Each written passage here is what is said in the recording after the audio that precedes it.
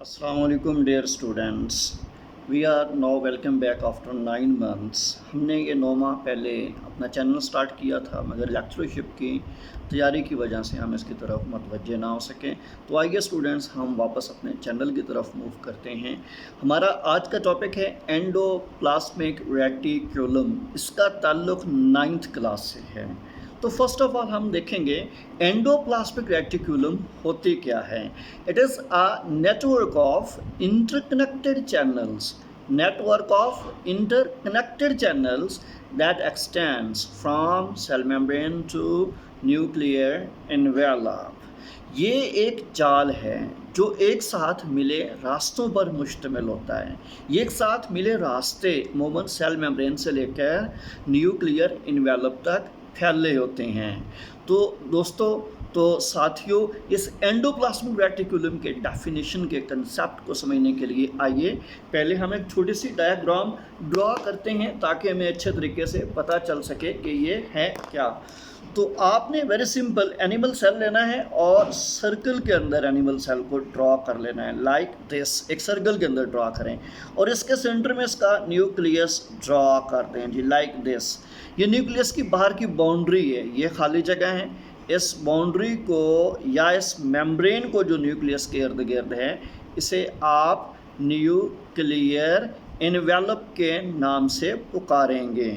तो ये सेल के बाहर की तरफ बाउंड्री या मेम्ब्रेन दी गई है, ये वाली, इसे आप सेल मेम्ब्रेन का नाम देंगे।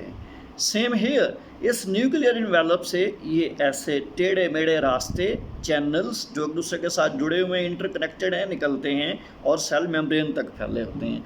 अगर स्टूडेंट आप गौर करें, ये न्यूक्लियर इन्वेलप से शुरू हो रहे हैं और मुसलसल साइटोप्लाज्म में फैले हुए सेल मेम्ब्रेन को टच करते हैं।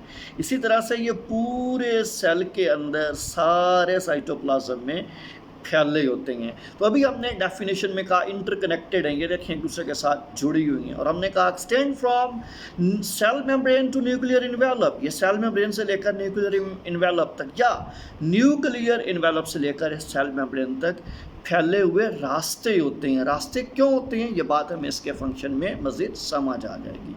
तो आइए चलते हैं इसकी टाइप्स की तरफ। एंडोप्लाज्मिक रेटिकुलम की बुनियादी तौर पर दो टाइप्स होती हैं। First of all rough endoplasmic reticulum, second one is smooth endoplasmic reticulum. Rough क्या है? एंडोप्लाज्मिक रेटिकुलम विद राइबोसोम्स, ऐसी एंडोप्लाज्मिक रेटिकुलम जिसके ऊपर राइबोसोम अटैच होते हैं।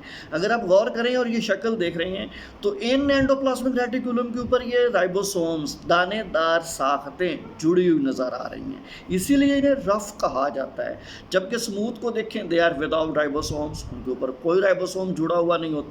इस शक्ल को देखें, इनके ऊपर किसी किस्म का कोई राइबोसोम नहीं जुड़ा हुआ, लिहाजा राइबोसोम अटैच हो तो रफ एंडोप्लाज्मिक रेटिकुलम कहलाएंगी।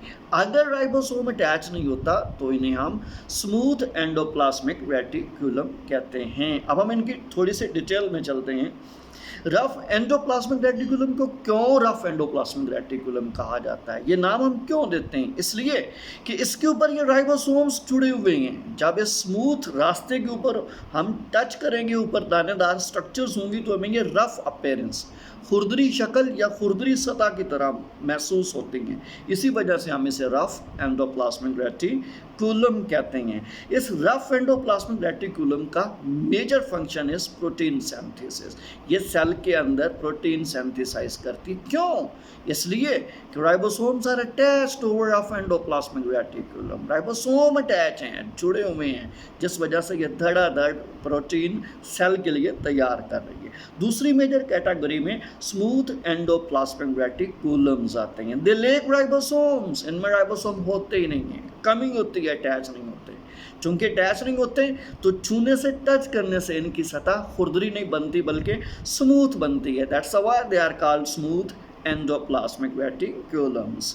तो इनके 3 बड़े फंक्शन हैं। Number 1, involve in lipid metabolism, ये लिपिड का मेटाबॉलिज्म करते हैं, लिपिड के केमिकल रिएक्शंस को बॉडी के अंदर मुकम्मल करते हैं, जिनमें से कोलेस्ट्रॉल सिंथेसिस भी है। दूसरा major function transport of different materials, सेलों के बाहर से सेल के अंदर मटेरियल्स की ट्रांसपोर्ट हो या सेल के अंदर से बाहर मटेरियल की ट्रांसपोर्ट हो, ये सारे का सारा स्मूथ एंडोप्लाज्मिक रेटिकुलम की रेस्पॉन्सिबिलिटी होती है। और आखिरी function detoxification of harmful chemicals, हम दवाओं या खाने की शक्ल में जो जहरीले कंपोनेंट्स कंपाउंड खा लेते हैं, तो स्मूथ एंडोप्लाज्मिक रेटिकुलम हमारी बॉडी के अंदर उन्हें तोड़कर बेअसर या कम जहरीला कर देते हैं, जिससे हमारी बॉडी को कोई नुकसान नहीं होता। उम्मीद है दोस्तों आपको हमारी ये आज की वीडियो और वीडियो लेक्चर इंतहाई पसंद आया होगा, और हम उम्मीद करते हैं कि आप न सिर्फ हमारे चैनल को सब्सक्राइब करेंगे बल्कि इसे खूब देखेंगे। Thank you.